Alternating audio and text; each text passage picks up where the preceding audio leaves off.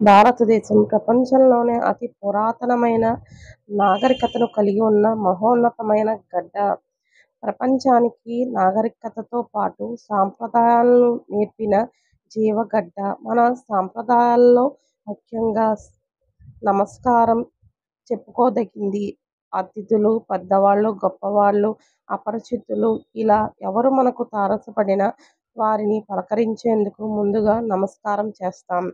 రెండు చేతులు జోడించి సవినయంగా పలకరిస్తూ ఎదుటివారి ఆదరణ చూరగొంటాం. అయితే నేటి తరంలో ఎక్కువగా నమస్కారానికి బదులుగా కరచలనం, పలకరింపులు ఎక్కువవుతున్నాయి. తాజాగా కోవిడ్ ప్రభావంలో భౌతిక దూరం కారణంగా నమస్కారానికున్న విలువ క్రమేణా పెరుగుతోంది.